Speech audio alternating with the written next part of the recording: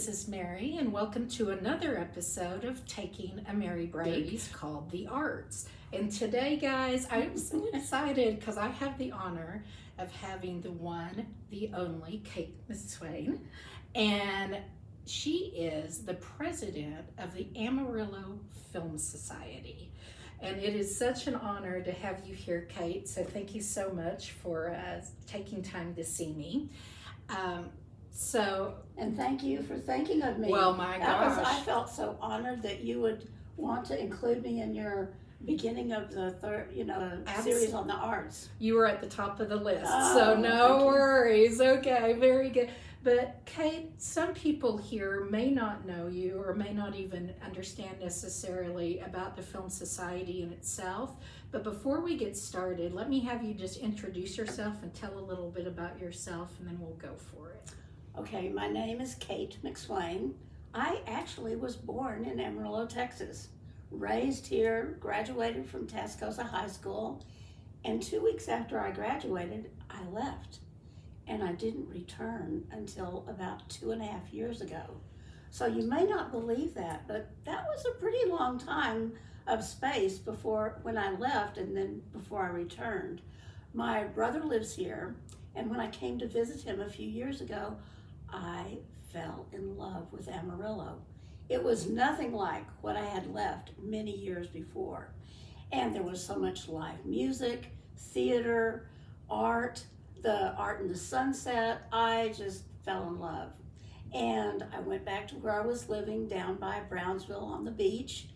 And I said, I want to sell my house and move to Amarillo, which was pretty surprising to most of my friends.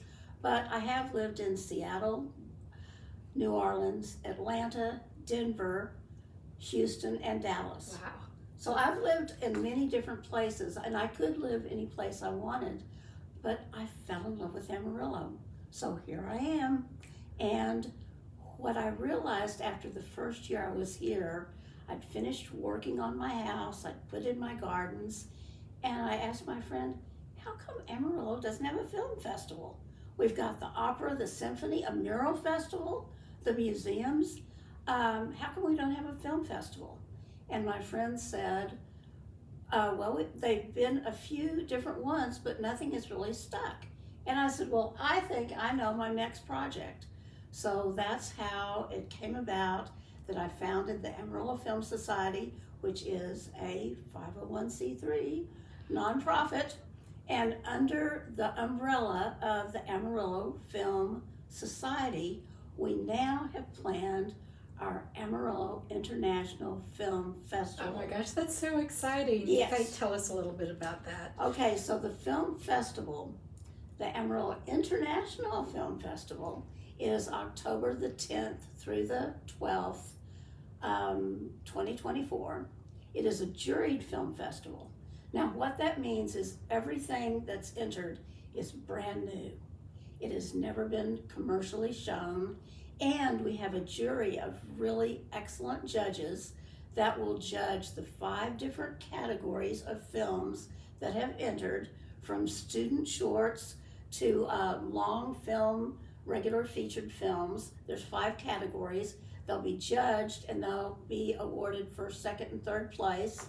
And on the 11th and the 12th of October is when we will be showing the winners from all of those 5 categories and having incredible workshops. Oh my gosh, that's so exciting. Yeah. So if someone out there, Kate, is listening and says, I want to get on the bandwagon with this, how do they send in? Okay, so if you have a film, a video, a music video, a student short, a narrative, go to Film Freeway, which is the platform that most film festivals use. Go to Film Freeway and type in Amarillo International Film Festival. You'll see the guidelines. The last day to enter a film is, I believe, July 1st. Okay. So it's really coming up.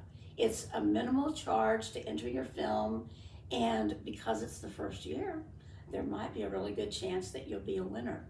That's so exciting. Do you, off the top of your head, do you know the 5 categories? Well, I know there's a student short, there's a narrative short, There's a film, a feature film. There's a documentary. So there's 4. I love that. And I'll be really frank with you. I don't make film. I watch film. Yeah. I love film. So it's been incredible to discover that Amarillo has such an amazing film community. Absolutely. Yeah. And that's part of the reason why I wanted to do this series, because Amarillo, if you're not here locally, like I always say, a lot of times they think, and trust me, we do have our cowboys, and we're proud of them, but it has gotten so much more sophisticated, and there is just so much talent. I feel like we're kind of a hub that's really coming into its own, and there's something about highlighting that and just showing that it's definitely worth the ride to come and see everything and be a part of it. Well, I mean, really, the films are coming from all over. They are. We had some entries from Spain, from Canada. So it's really international. It really is. And we've had some films enter that are locally made, but it's been amazing how many films have come from all over. What Amarillo does have is it has an amazing hub of talent. It's got performers, editors, camera people, videographers, directors, scene scouts. I mean, it's got just about everything you need to make a movie. And so that's why it's been really fun to get to see that side of it. But don't be fooled. I love to watch them. I do not make them. Yes. Now, what began? Because I love the journey that we're in, but I'm just kind of intrigued. Okay. What began your passion? Like, where did you say? How did you get to the part that said, "I'm going to make this happen"? And what's your background? How did you get started? I like to do things. I like to keep busy. And so when I have lived in different cities, when I was in Dallas, I got my degree in theater from SMU. And shortly after I got my degree, with a group of friends, we started an experimental theater company, Manhattan Clearinghouse in Dallas, Texas. It was in the original Deep Elm before it was even Deep Elm. And that was my first experience with nonprofits.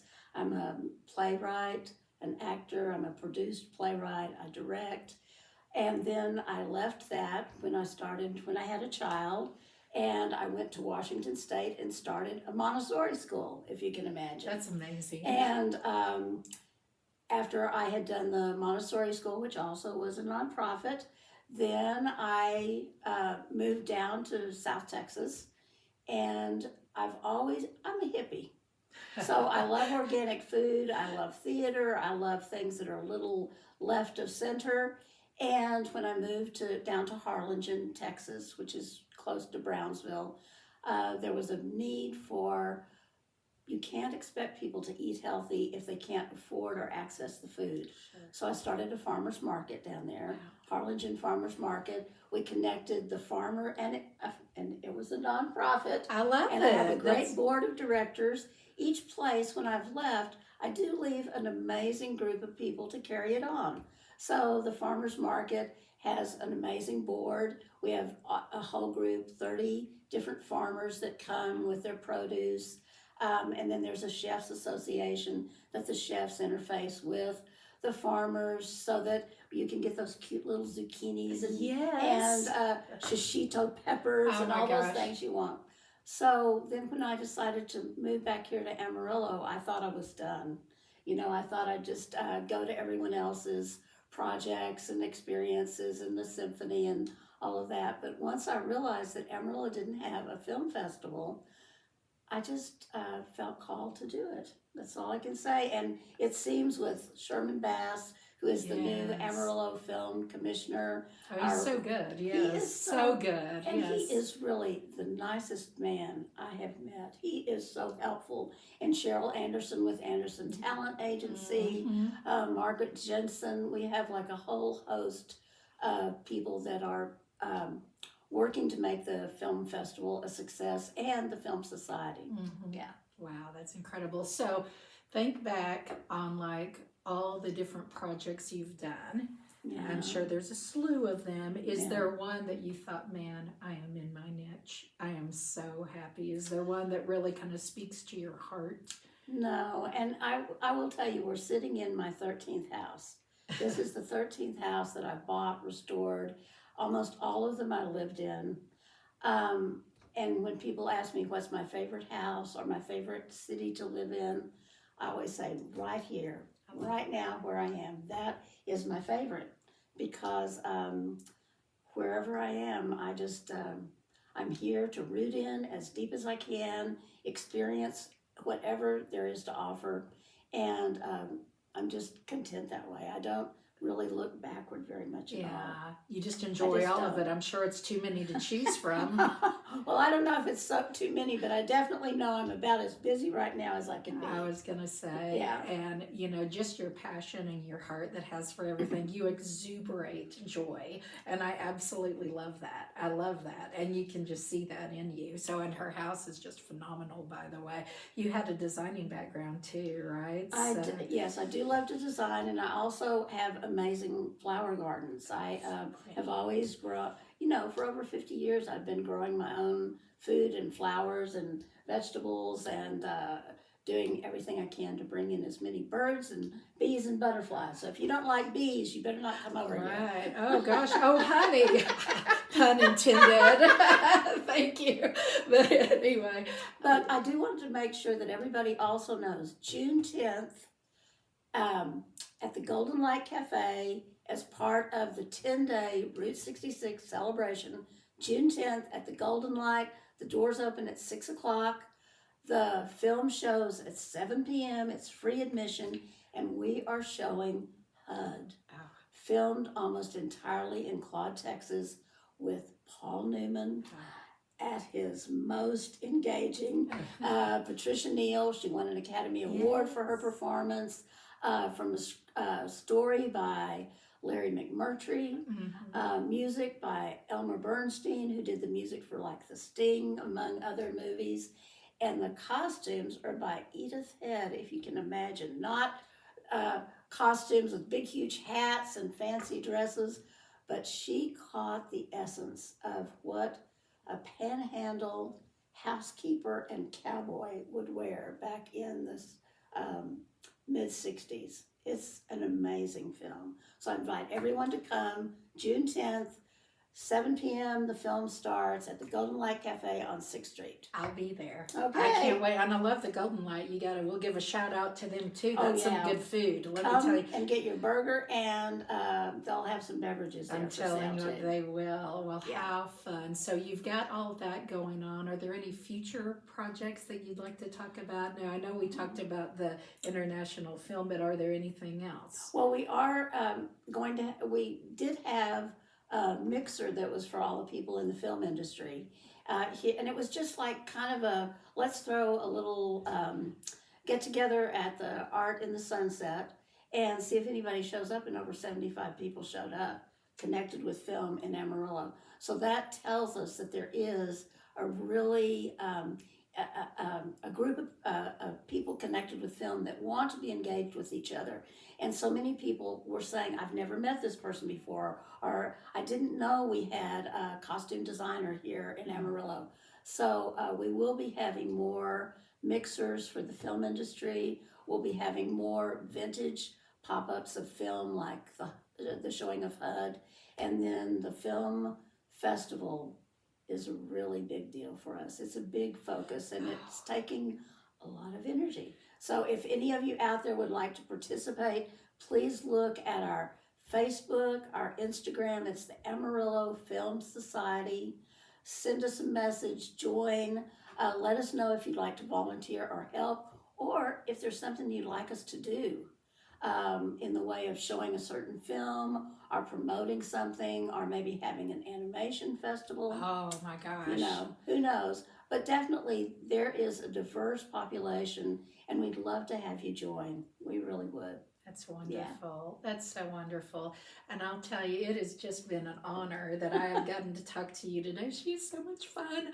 And I will say, with this, I really appreciate everyone that's been backing me in it, because Even though there's different organizations that I focus on in every episode, we all blend together. We're all linked together. We're all family. And it's just so nice to have, a place. And Amarillo has many places that you can get associated with. And it's just a special, special community. So if you haven't been to Amarillo, you need to come because there are fantastic things to do. And as I always say, Kate, the world needs more kindness. And I always end with saying to be kind, because you never know what anyone's going through. And we have to pay it forward because we're the future. And in my tribe, that's what you do. And you're in my tribe now, by the way. Good. And so with this, it's been an absolute honor and delight. I hope you've enjoyed it. Kate, why don't you say bye? Goodbye, and come to visit Amarillo. Yes, and I'll say goodbye, and thank you so much for watching another episode of Taking a Merry Break. Bye, guys. Bye.